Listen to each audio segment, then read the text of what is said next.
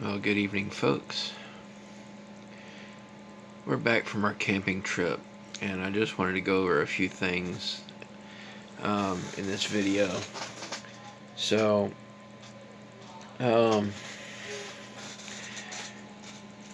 we ended up having a fire.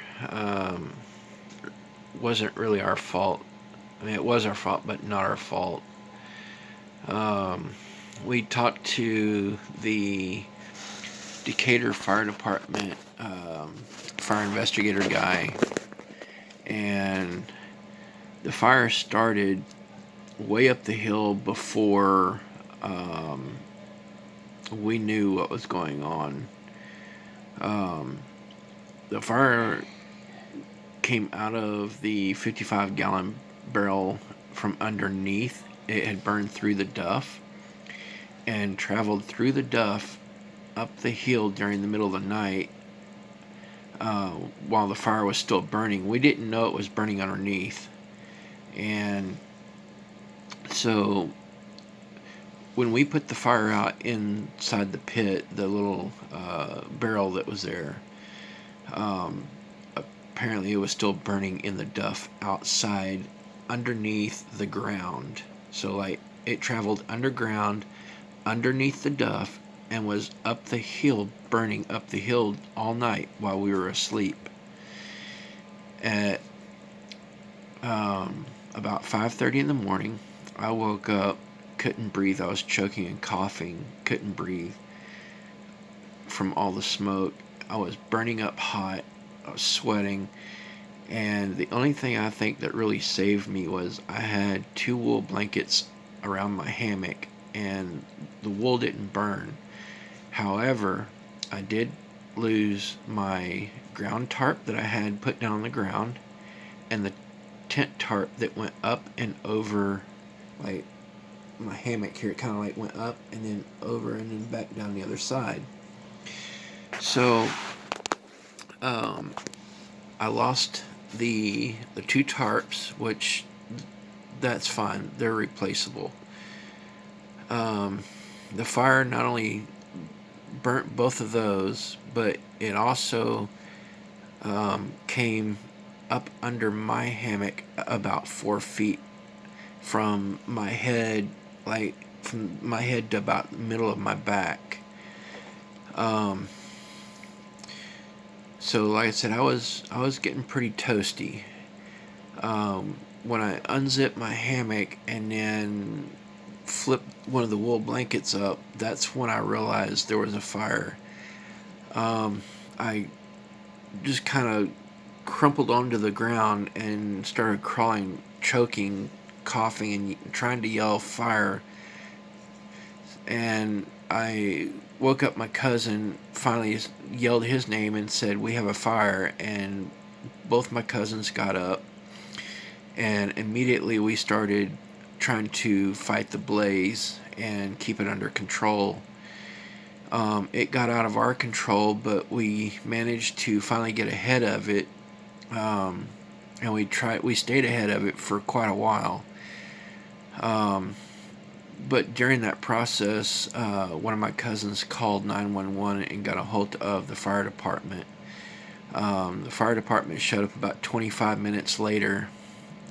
He didn't know, when my cousin called, he didn't know where we were, so he handed me his phone, and I basically had to kind of direct and tell the fire department where we were at, and how to get to us, and then they had me leave the campsite where we were at and drive up the road and meet them at a intersection, and I had to kind of direct and show them kind of like where the fire was at in our campsite.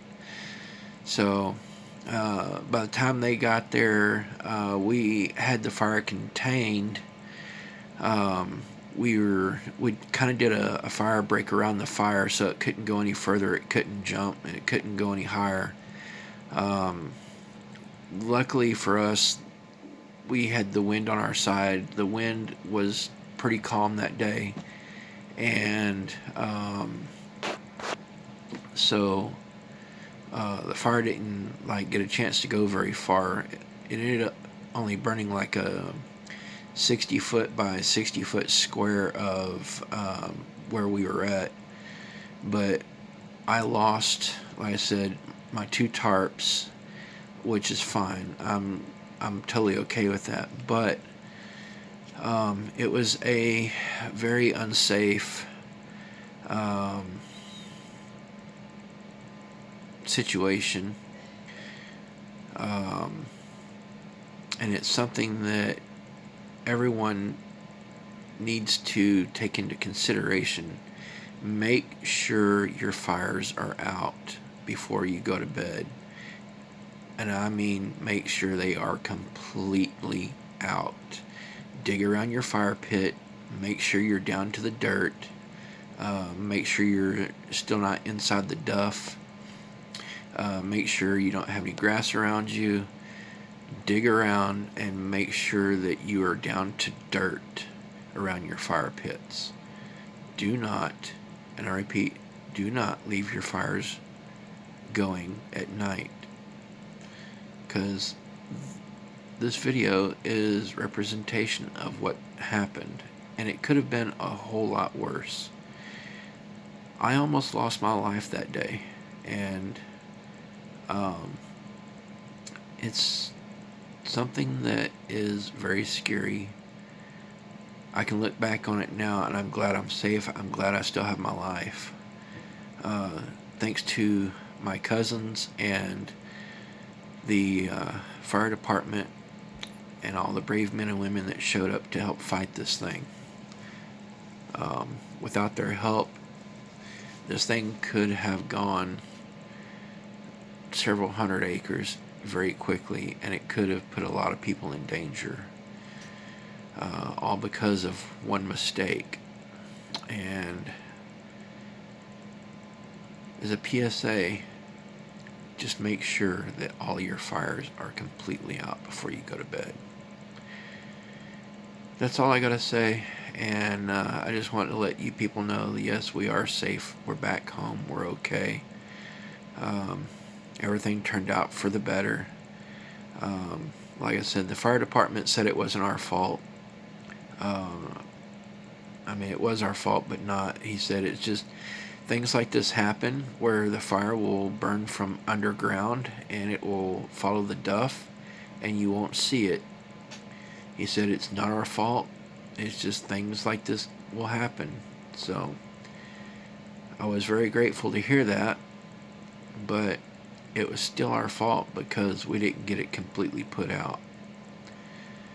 We should have watched for embers, anything that was loose, stuff like that. So anyway, guys, next time you're out camping, just be careful.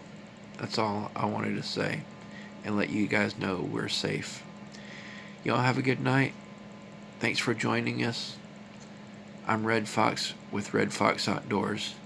Get out and enjoy nature. Till next time. Bye, folks.